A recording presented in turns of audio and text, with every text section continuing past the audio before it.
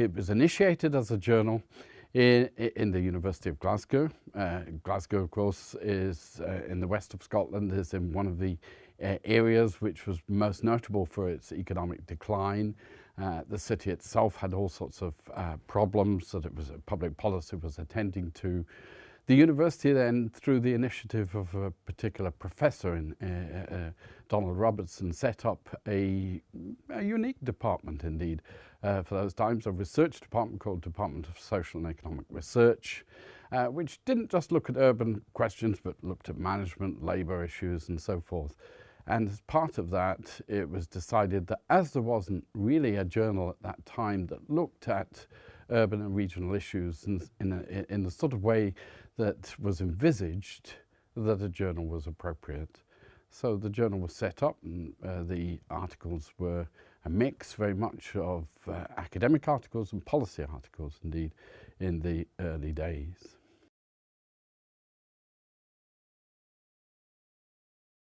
I mean, if you look back at the very first issues of Urban Studies, you'd probably say, yes, it's certainly very British. There were a number of articles specifically on Scotland, but also in those early articles ventured into Europe. And I think in the second and third issue, it had begun to look at things across the Atlantic in North America.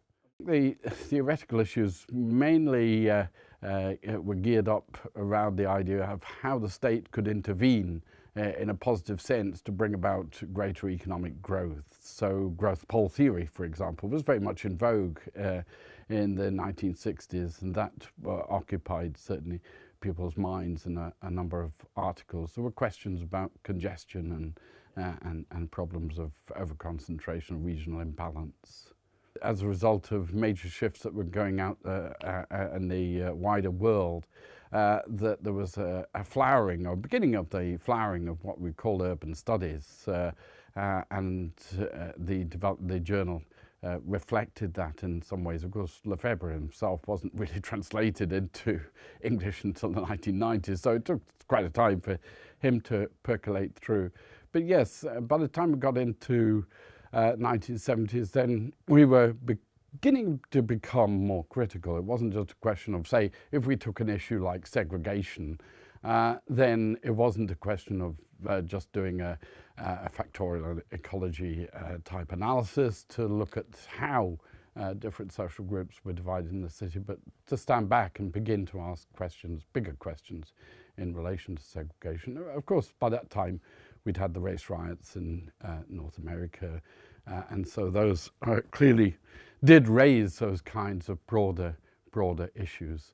The move towards more critical and theoretically informed articles was gradual, I would say, and was influenced by a number of turns that were happening out there in the wider world, academic and also political academic, in the sense that quite clearly there was a move towards Marxist forms of analysis in the 1970s and a critical turn and so forth.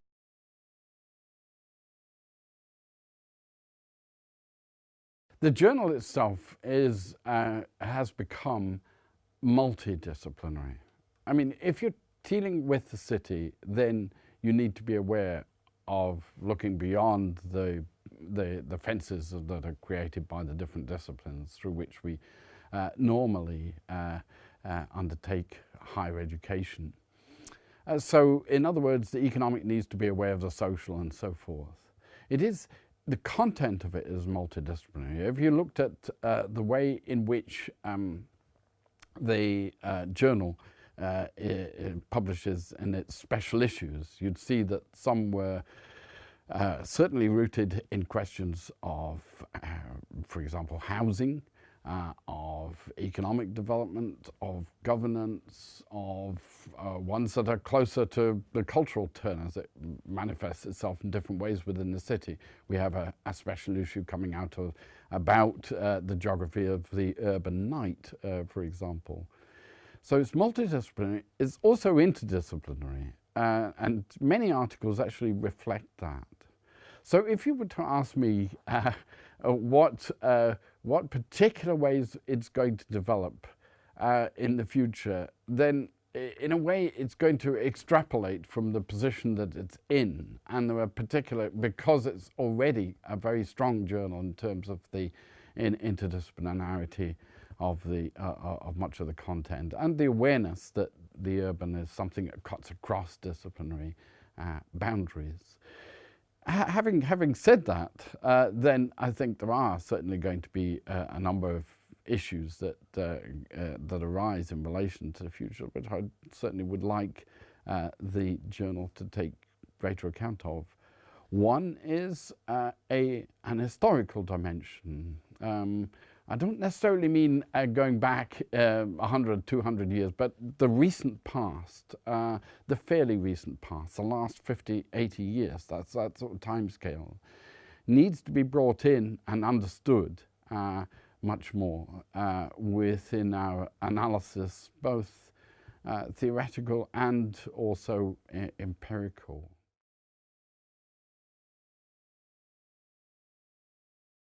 I think you need to really ask yourself a certain number of key questions. One is, what original am I contributing to the literature? There must be a sense in the paper that you're adding in some way. Theoretically, yes, definitely, but also empirically.